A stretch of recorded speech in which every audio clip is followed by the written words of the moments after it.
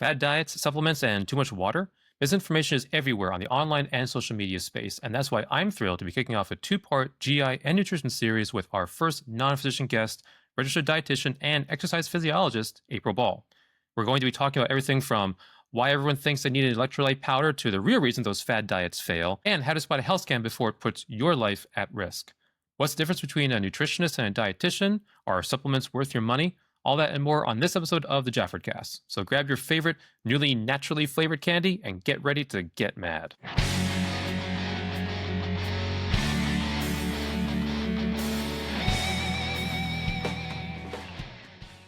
Hello, everyone, and welcome to this episode of the JAFERD Cast. I am your host, Dr. Mark Pappadakis. Nobody particularly special, just another freaking ER doctor. So for this episode, we're going to be continuing, actually starting our series on GI, nutrition, wellness, things of that sort. It's been in the news a lot lately, and we actually have our dietitian, April Ball, coming on to join the show. Our first non-physician person coming on. It's going to be great. So if you like the content, please be sure to like and subscribe. You can find me on Apple Podcasts, Spotify, YouTube, all those fancy sites. And of course, any information, any comments, suggestions, or if you want to be on the show, email me at jefferdcast@gmail.com. So let's bring her in here.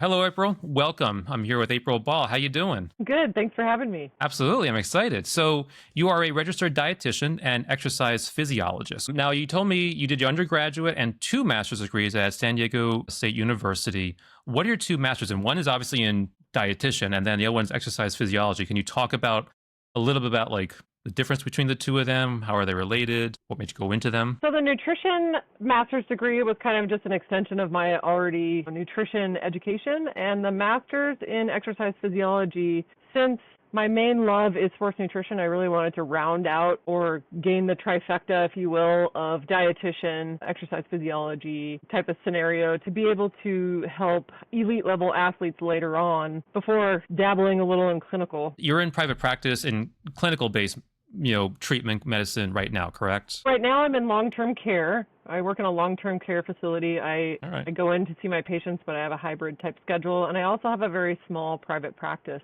that I am slowly building towards the direction of being able to take insurance. Awesome. Yeah, I saw her. So she has a website. It's ballplatenutrition.com. I checked it out. Good stuff. And you can also find her on social media as well. She's already posting a lot of different tips, exercise tips, nutrition tips, and she's also debunking.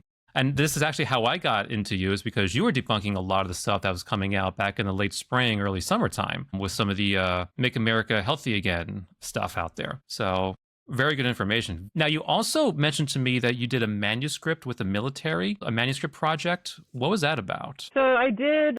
I looked at hydration and its effects on performance in military recruits. So that was something. So we did some data collection throughout a time period, looking at urine-specific gravity in relation to dehydration percentage and how that related to the results of the combat fitness test and the other physical fitness tests that the boot camp participants were in the middle of or participating in. What was your results of that? Did you find a different direct correlation or? I found some surprising results. Now, we kind of found that, okay, typically we know that dehydration leads to a decrease in performance. But what was interesting was as people became more dehydrated, some people were found to not have a decrease in performance, which was interesting. So as a person who is obsessed with endurance training and fueling, I have pretty heavily gone down that rabbit hole, and a lot of the common misconceptions of 2% dehydration loss are actually not true across the board with all populations. Now, we talked about dehydration in a previous episode. I had a nephrologist on, and he mentioned that the best thing you can do is, for rehydration purposes, drink some water and eat a salty snack. That was his advice. Does that still hold true? Obviously, if you're in the middle of a jungle in the military, you can't exactly break out the saltines here, But what's your general recommendation for somebody who is dehydrated? So it really just depends. I mean, we really, in a clinical setting, I would need to look at labs. Outside the clinical setting, that's different. In the clinical setting, I'd work with the MD and kind of suggest, habit changes, or let's look at like how much you're drinking, how much fluids that you're, food-related fluids that you're consuming. But it's really hard. It's really difficult to say just have a salty snack. There's an explosion in the nutrition supplement world with electrolytes. Yes, and this is one of my, honestly, little slight pet peeves. the fact that everyone now believes that water only hydrates you if it's accompanied with an electrolyte supplement, which is absolutely not true. So I think understanding the difference between hydration and rehydration and the scenarios surrounding both of those situations, it's not so cut and dry. It's really hard just to say, like it sounds like I could totally see a nephrologist saying that, because have you seen all the skits where they always have their salt? Oh yeah, they love the salt, man. That's it. Their Morton salt. They carry it around like the back clip, Yep. Yeah, when in doubt, just sprinkle salt on it. I mean, from my angle and the fact that I've gone down this rabbit hole pretty extensively, it really just depends. And oftentimes, adding more salt is not necessarily the answer. Well, especially because our diet is already chock full of salt. I have an episode coming up after yours where I speak with a GI doctor, and we discuss processed foods, and we're going to get into processed foods in a minute here, but the American diet especially is heavily salt laden. Chances are you probably don't need more salt in your diet. You probably need a little bit less, but we're also not drinking enough water to begin with. Yeah, and I think it's interesting because I'm Gen X, so I come from the time where we didn't carry water bottles. Nobody carried water. There was no water bottles at school. You know what I mean? So it's odd that we're still human, but yet all of a sudden we need all this hydration. In the endurance sports, this is a misconception as well. In patients that I see in long-term care who watch the internet or read on the internet or whatever, it's a very confusing situation because are we underhydrated? Possibly. I think some people are overhydrated, especially in the gym setting when they walk around with a gallon. Yes, I've seen those.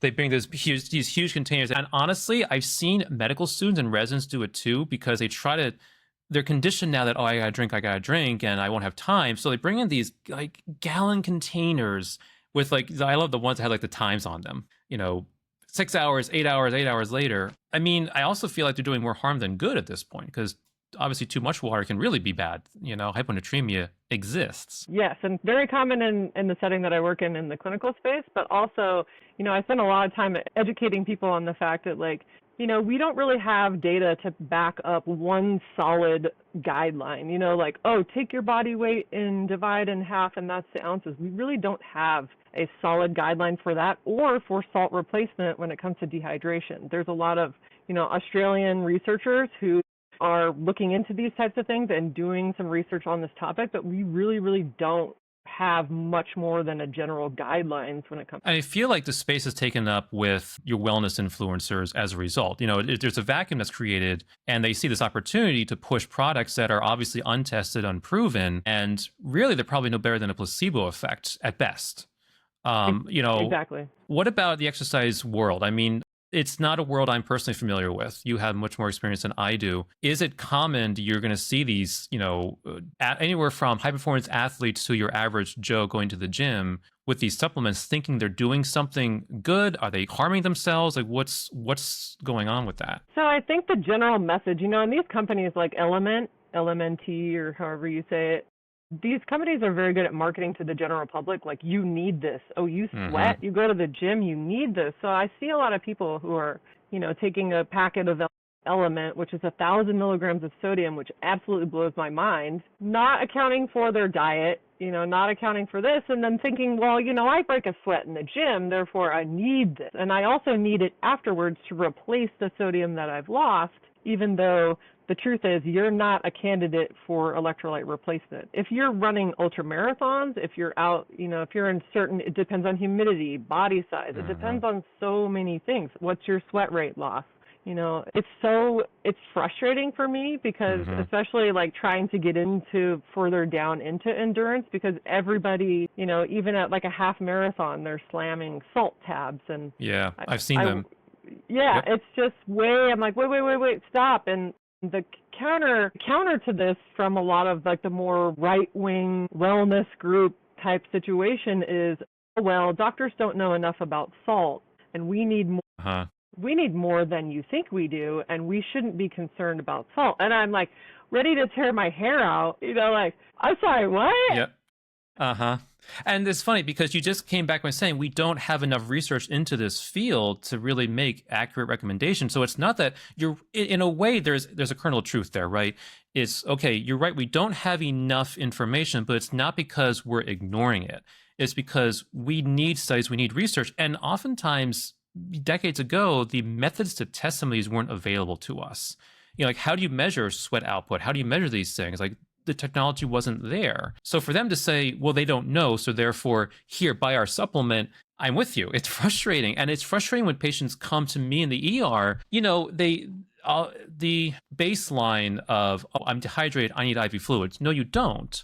You know, and this is what I talked about earlier with nephrologists. You need, you know, some oral rehydration and maybe a little bit like, you know, here's a saltine for you, but you don't need IV fluids coursing through your vein. You don't need a liter of this stuff here. You're not clinically dehydrated. And that's the best case scenario. The worst case is they'll come to me and they'll be taking all these supplements, these salt tabs, whatever. And all of a sudden I'm doing blood work and I'm like, hey, your creatinine, your kidney function is getting worse. How is that possible? Well, what are you taking? And they'll say, well, I'm not taking any medications. And then they bring out to me these supplements, you know, these bags of supplements that either they just went to GNC and got, or their fitness friend influencer recommended. And it's like, we got to parse through this here. You got to stop. You know, this is a lot. Yeah, it's a lot. And it's like, this is one of my biggest frustrations. I've also been a person who's considered doing a PhD on this topic. That's like how interested I am on this whole topic. And I've thought, okay, why isn't there research on this? And it comes down to the fact that we cannot, you know, every scenario is going to be different, and we can't replicate every single scenario to give a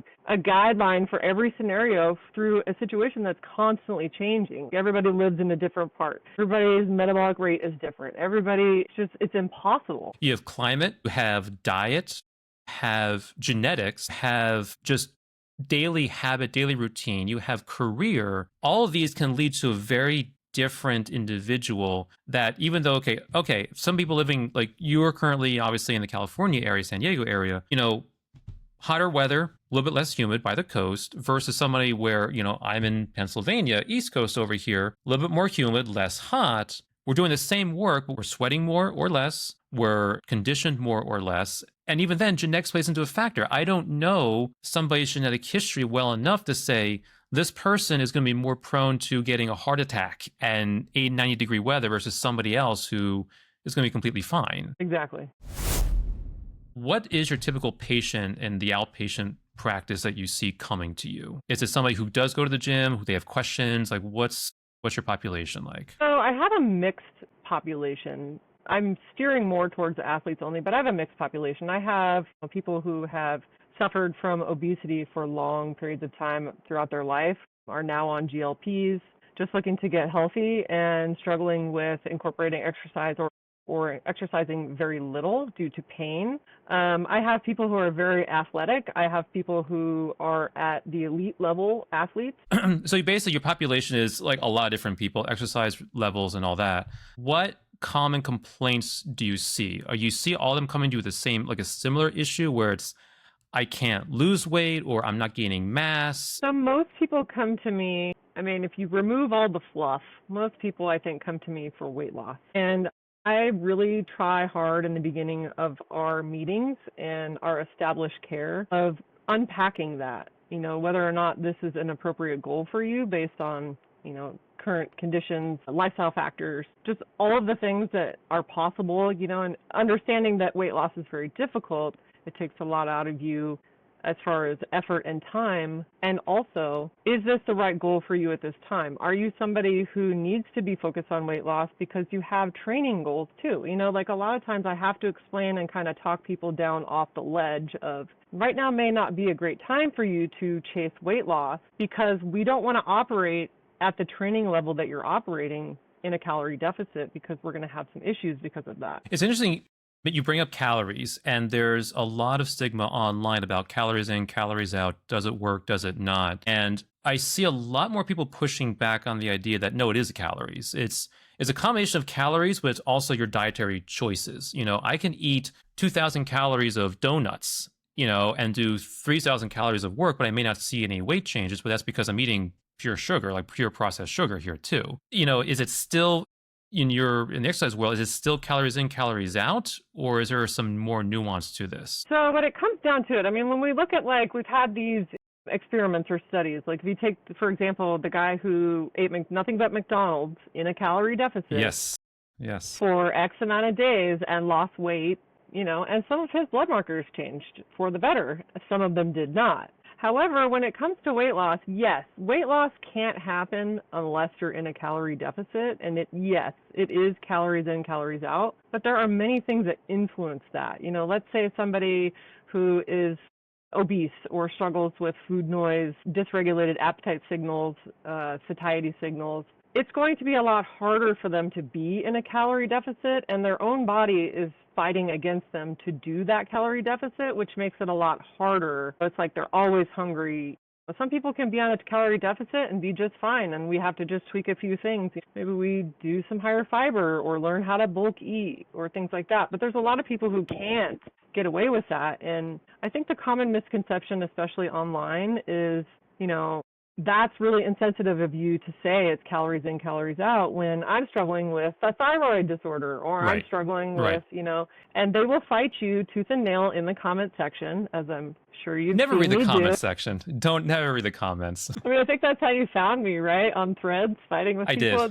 I did, yeah. I went to Instagram and I kind of I literally, so this is creepy, right? But I slid into her DMs. I really did. And here we are, He did. But we talk about the GLP-1s earlier in the show and Ozempic, and it's the same mentality of, okay, I have a patient now who is struggling to lose weight, who's struggling to get to the calorie deficit, either because their dietary choices, that's one, but also because their activity level is hampered by their physical weight. So now it becomes a situation of, all right, the doctor is now going to put them on a GLP-1. They're going to put them on Ozempic to try and get them to a point where they can now become more active, regulate their appetite, and now make healthier food choices. And then hopefully now the GLP-1 washes away and we're left with a healthier lifestyle to continue what we've already started. Yes, and I have clients just like this who have a lot of pain with exercise and needed to lose, have a large quantity of body mass to lose.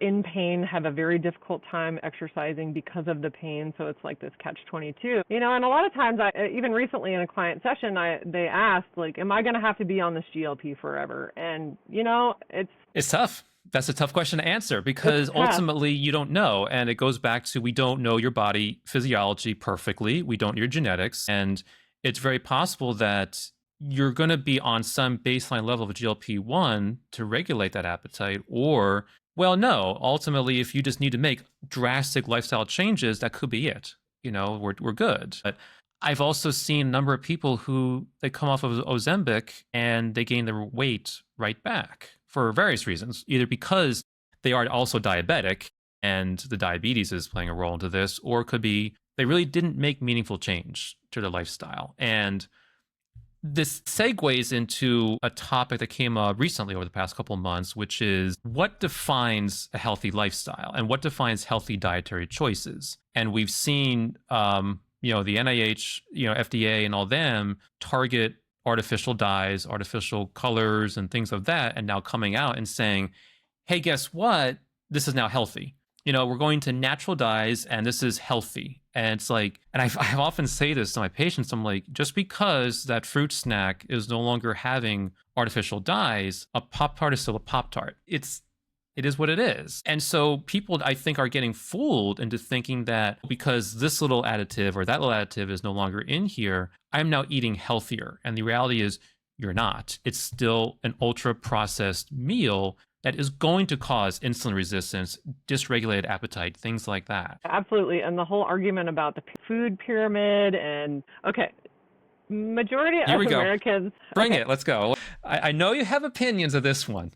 So let's talk about the food pyramid, my plate, and all them. Yeah. Majority of the food pyramid, which was gone in 2005, but we're still harping on that because Yeah, it's been a few decades. Nobody ever followed it. And most people still don't follow my plate. Most people don't eat any fucking vegetables, Yes.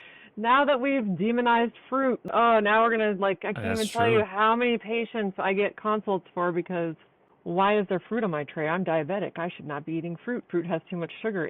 I want to scream. My biggest issue is obviously nuances lost in the social media sphere, right? So try and now explain nuance to say, listen, glucose and fructose are similar, not the same. And yes, fructose does break down a certain way, but look at what you're getting with that fruit. There's vitamins, there's minerals, there's fiber, there's things that you're not getting from eating a Pop-Tart, and it's difficult to break through that in any meaningful way. I don't know how you find success. I would get frustrated. I would bang my head against the wall. This is probably one of my top frustrations in all areas of dietetics. I've done some work with some tactical special forces athletes, and the common misconceptions in that group, let me tell you, that was tough. I spoke to a room full of men, very testosterone-laden, Joe Rogan fanboy. Fine gentlemen. Yep. Fine gentlemen who had their own views on nutrition. And when I said that, there's so many things. When I said that there was a time and a place to have a Pop-Tart and it's excellent around workouts, and that didn't go well. People slammed their hands on the table and got up and left. And you're a fraud. Who are you? This is ridiculous. I'm not listening to you. Yeah, and it's like that book, The Death of Expertise. I think that's part of it. I think that the internet is way too available, and people believe that I did my research is actually research.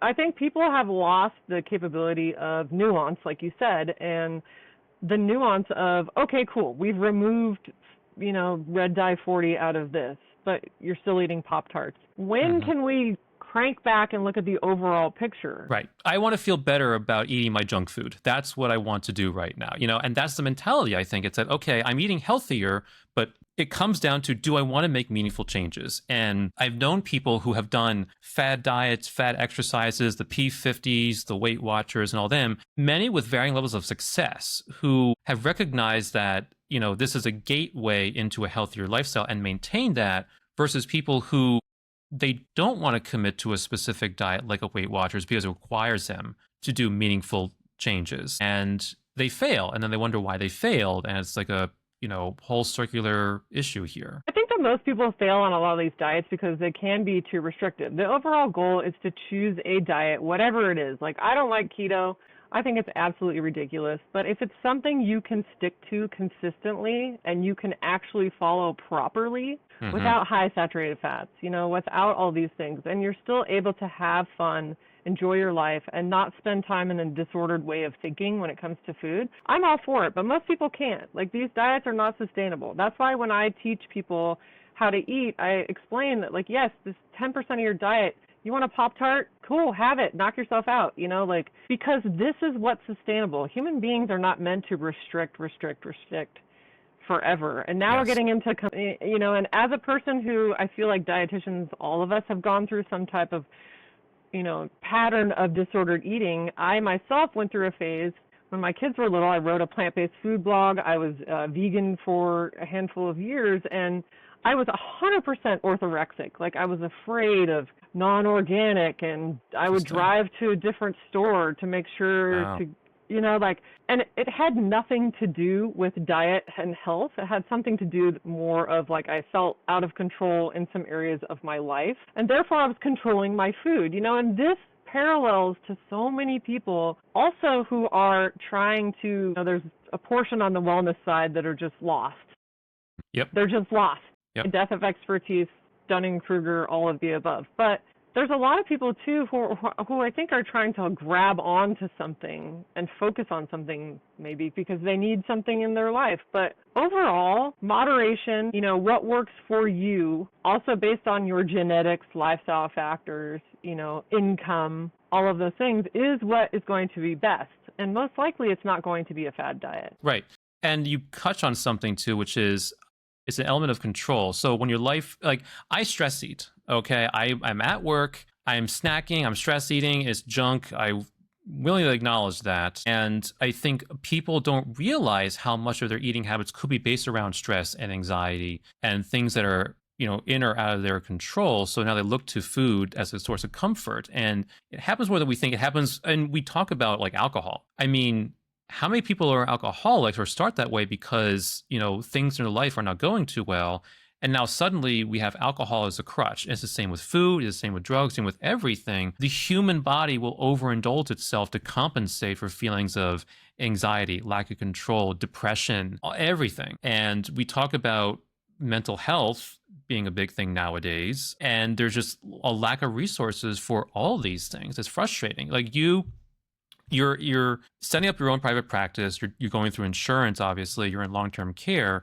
You see various aspects of the healthcare field and how it can oftentimes fail patients in many ways. And trying to break into that is also tough because nobody wants to pay for these services either. Insurance doesn't want to pay. People realize how expensive it is. They're like, oh, I don't want to pay that. Where do I go from here? So we're going to go to social media now. That's where they're going to go. They're now going to turn to social media because it's free, it's easy accessible, and it's also easy. It's telling them, do this thing. It's easy. Take this pill, take this supplement, and all your problems will vanish. Nope. And it's not regulated. And I just want to point out, with the most recent clownery of a clown car of the administration we have right now with RFKs, doctors need more education in nutrition. I don't know. It's almost like an entire profession. Yes. This. So I remember in residency, we're going through the ICU and rounds on our patients, right? Who were involved in rounds? It was obviously the attending, it was the resident, it was the nurse. And guess who was there sitting in a corner to talk about their thing? The dietitian. It was somebody who was looking into the patient's nutrition saying, yeah, this patient has sepsis, okay? She's not telling me how to treat sepsis, and then she's saying this patient needs a higher protein count. So we're going to order this type of TPN, increase their protein count because they're burning through the stuff like crazy. It's true. In medical school, I didn't get a lot of nutrition education, but I still had access to someone, a dietitian, who can give me that information. And I'm learning, saying, okay, tell me about the calorie deficit in fever and sepsis. What are we treating here? How are we doing this? And she gave me information about that. That's the sharing of information that happens outside of a medical school classroom lecture that is being lost in RFK Jr.'s mind, in this administration, and the whole wellness sector. People want to tell and demonize, say, hey, doctors don't know enough about this, but I do. No, you don't, okay? And you're harming people because of that. You're selling them supplements, you're selling them whatever the case is, your book, your plan, without the expertise behind it. And now all of a sudden, they're not listening to the doctors who's saying, hey, something's wrong here. Your labs are screwed up. Your creatinine is this. What's going on? What are you doing? And sometimes it's too late. And then they come see me. And then I'm like, what the heck are you doing here? Now we got to keep you in the hospital. And the other side of that, too, is like, from my frustration as a dietitian who worked really hard to get here, this is a master's level career, which wasn't easy. And, it's really frustrating because there's a lack of professional respect for dietitians. And I can't figure out, for the longest time, I thought maybe just the general public has no clue what we do. I am constantly correcting people, nutritionists. Anyone can call themselves a nutritionist, dietitian. We actually have to I have a license and I'm held responsible for my actions and my advice by a governing body and regulated. I carry liability insurance that I cover myself. But these wellness people don't have any of that. So what happens? Or personal trainers who are also assumed to be experts in nutrition. And I'm not saying there's not a lot that know a lot, but we're not dietitians. And how can you practice at any level of nutrition if you don't know all the things that you don't know? Mm-hmm. Even in the clinical setting, I feel the lack of professional respect. I had an order come through for diet soda to increase appetite. And okay. I wanted Okay, we'll go with that. Okay, sure. I wanted to lose my shit, but it's not even true at all. They don't increase appetite at all. The research is The research is basically bunk, is what you're saying. It's bunk. It's absolute horseshit. All right. So the next time I have a patient who comes into the ER who's not eating, who could be constipated, I'm just going to order a diet soda because I saw something online, and then that'll summon the nutritionist in the hospital, wherever they are, to be like, what the fuck are you doing? Okay. Yeah. And they're going to smash their head against the wall. Yeah. Yes. Yeah. Now, what did you do? So you got this order that came across. Was there education? Were you able to speak to the provider who ordered it? What happened there? No, I just put my, so dietitians can't place orders, so we have to, put it's placed as a recommendation. I just have to politely and professionally say it's not clinically appropriate for this patient. Did you write an email out that was all for curse words, delete it, and then write a better text message out? No, I think I probably said several curse words and just added it to the tank of this is why I'm frustrated that I did all this and now I'm here and this sucks.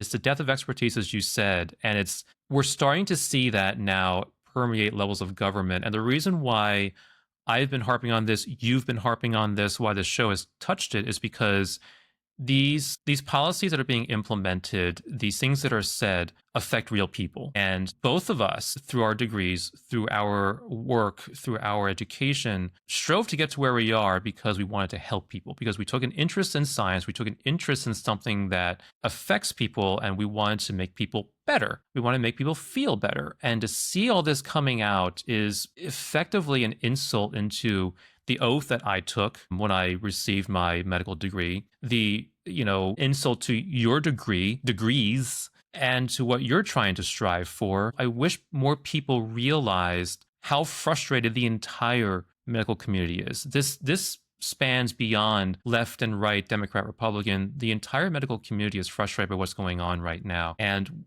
we're trying our damnedest to get the right information out there. And it's tough. It's tough to fight against people who are online that are making money off of misinformation because it sounds just so good. Yeah, they're making money off misinformation. They're selling supplements when I'm standing here saying, no, stop, batting supplements out of people's hands. Stop taking that. You don't need that. You don't need that. Save your money. And then meanwhile, I'm carrying, like I said, we're carrying liability insurance. We are bound legally to every recommendation we make. Yet, Joe whatever over here selling the latest liver detox doesn't have any of that responsibility, is making money hand over fist, which, the argument's been, you're just jealous. Well, I mean...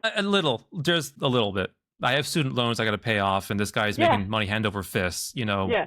So a little, but a very small portion of me is jealous. Mostly I'm just angry. Yeah, I'm the same. And it's like, wait a minute, how come you can step into this space as a quote unquote expert right alongside of me and be seen as the same, but I'm held to this responsibility and all this financial responsibility, legal responsibility. It just doesn't make sense. Yes. But I'm accused of keeping you sick and I'm a shill for Big Pharma, or, I think it's more Big Bean. Big bean. Yeah. The big farm industry, I should say. I don't know. Like, how am I trying to keep you sick when I'm batting this unnecessary shit out of your hand and I'm telling you to eat more fruits and vegetables and move your body more? Like, I don't get it. If you see somebody saying, I'm taking X supplement or X whatever, do more alarm bells ring off in your brain compared to others? Or are they all just like setting off alarm bells no matter what? There's a couple different ones. So I think the main one is probably any type of detox supplement. Liver detox, liver detox. Let's figure this out here. What does your liver do? Okay, let's work on this here. FYI, for those who don't know who are listening, your liver actually does detoxification. So we'll just put that out into the cyberspace. Anyway, go ahead. And if you need a liver detox, you're probably in the hospital dying, and this medication, this supplement is not the answer for you. Yeah, but the liver detox you need is a liver transplant. Let's be honest. Yeah, and that's a whole different conversation. The other supplementation I see that's rampant is the vitamin supplementation, vitamin and minerals for no reason, just because magnesium helps me sleep and it helps my cramps and I should just take. So I see so many people overdosing on,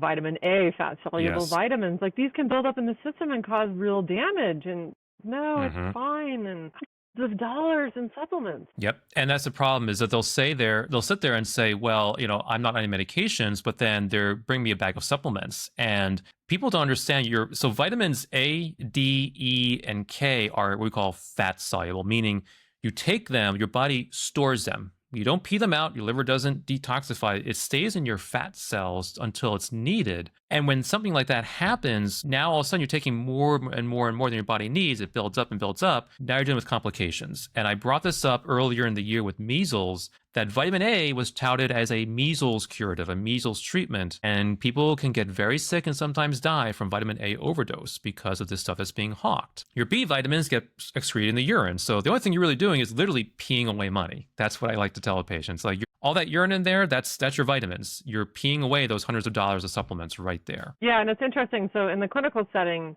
I have patients who have their own supplements that they bring in, or family members insist on adding supplements because of what they read on the internet. I have hospice patients on hospice whose families insist on olive leaf tree supplements because it reduces dementia symptoms. This is full-blown advanced dementia to the point of needing hospice, okay? And like, I want to beat my head against the wall, but it's different. That's a different scenario. I just, RD educated on importance of, reducing polypharmacy, whatever. But in the other space of my business, it's to a point where if someone comes to me with excessive amounts of supplements and I can kind of tell, mentally I've done this long enough to kind of tell whether or not this person is going to be open to dropping these supplements, that I will no longer continue our working relationship because I just can't. I can't. It goes to the same thing of the vaccine debate where, if you're going to go to a pediatrician and you're going to say, well, I don't want to vaccinate my children, the pediatrician is going to say, well, how can we have a good working relationship if you're not going to take my advice on a very basic preventative healthcare measure? The same thing with you. It's like, well, how can we continue a working relationship if you're not going to take all my advice? Because it's built on trust. And that says to me that you don't trust me. Bad things happen when that happens. And when I first started, my business back in 2019, and I was taking clients, and I was taking all clients, and you learn over time, you learn to kind of, okay, wait a minute, like I need to filter some clients.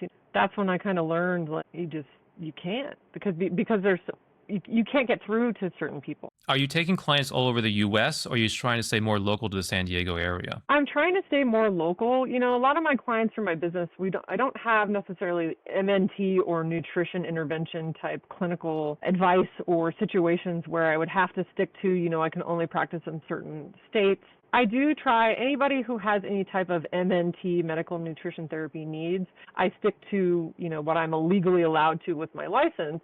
But for general wellness or things outside of that or sports nutrition, I have people all over. I have people from, Canada, but the problem with that is the conversion rate, and it's, very difficult. Yeah. Mm-hmm. The other thing too is, when I got into this, obviously I'm a single parent. I need to make enough money to live in Southern California. And that's a lot. And I got into this, wanting to make enough to support my kids. And I'm not looking to get rich, but I also really wanted to help people who couldn't afford me. That's been kind of something that I do. I take on a scholarship person every 6 months and help them for free, and I always pick somebody who can't afford this type of service and probably who needs the most help. It was always kind of frustrating for me because it's like, in order for me to charge what I'm worth in my business, to help people in an MNT or a clinical space within the confines of my license, I'm talking to an audience that can't afford me. It's like trying to find a happy medium in between these two,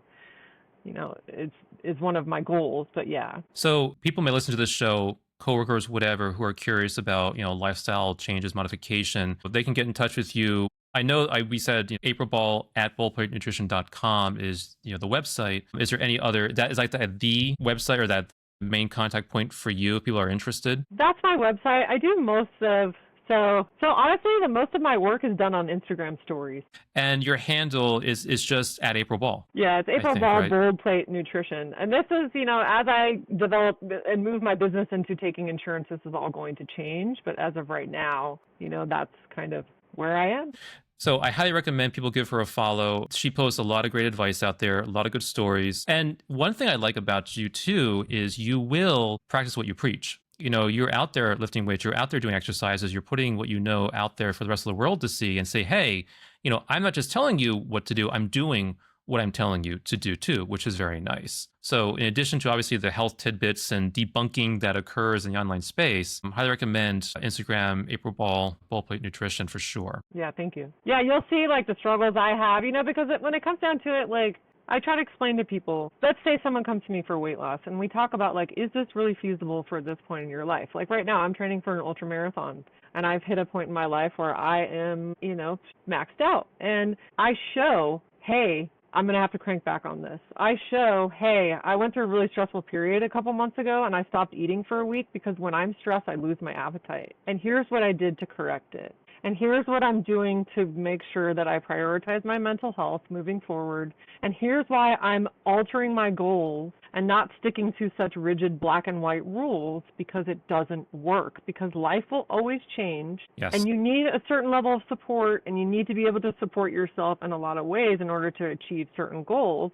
You need to be able to pivot, moving in a new direction. Yeah, you need to adapt. You need to be able to figure out what you're doing and why you're doing it, first of all, and then adapt to changes. And it's good that you show I always like to discuss my own failings in my career, in my education to get to where I am, because so much of the online space is also taken up with success. Success, oh, I can do it. It was easy. Follow these 5 steps. Not how it works. And you need to show the reality of, yeah, I took a step back this week, or a couple months ago, it was this. And that makes you more authentic, but also makes people realize, oh, it actually is a struggle, but the people who have these degrees, who look like this person, are struggling too. Gives them hope to be able to improve. And that's always my goal. I even during grad school, I hit a rough patch where I didn't exercise for a year. Gee, you'd exercise for a year. I haven't exercised since before medical school, okay? So you're making me feel really good right now. It's like, hey, just because I'm a dietitian doesn't mean I'm still a human being. You're a human being.